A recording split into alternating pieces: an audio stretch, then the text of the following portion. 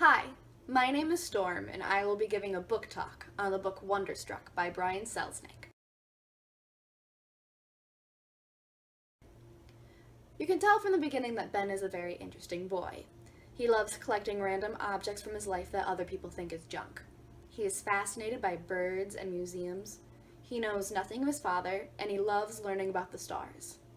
However, because of an accident, his mother passes away, and Ben is forced to live with his aunt, uncle, and cousin who make him feel like he doesn't belong.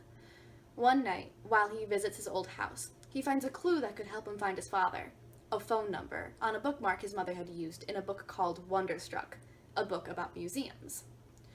During a storm, Ben tries to call his father, but is struck by lightning through the telephone and ends up losing his hearing. He becomes deaf and is sent to the Children's Hospital in New York, but Ben has other ideas. He plans on finding his father from the clues left in his mother's room. He meets new friends and starts learning American Sign Language, or ASL. It's a way deaf people talk, with their hands. Ben continues to find clues about his father and begins to see who he is. His story is told through words.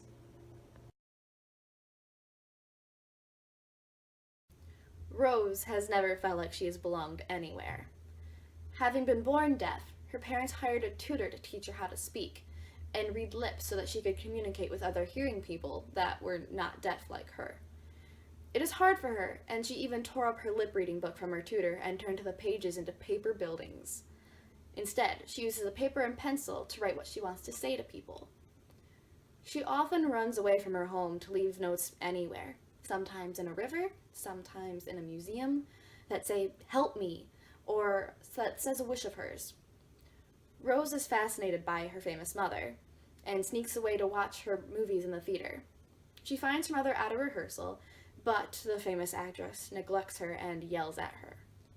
Even though her mother is never around, Rose still collects newspaper clippings and photos of her mother and creates a whole scrapbook. After being treated poorly by her parents, she finally decides to run away to New York to get away from her parents and to finally be free. Rose's story is told through pictures.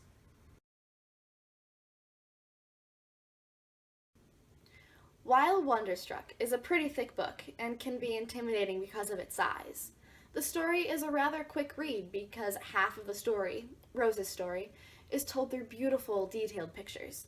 Some of them even show some American Sign Language. Feel free to download the attached document that shows the whole alphabet in American Sign Language so that you too can start learning how to talk like Ben and Rose.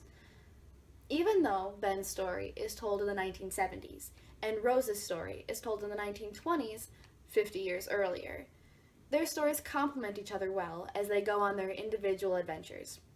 So jump into Wonderstruck and follow Ben's and Rose's journeys as they enter the American Museum of Natural History, unfold secret after secret, and search for their places in the world. Sometimes you can understand much more without hearing.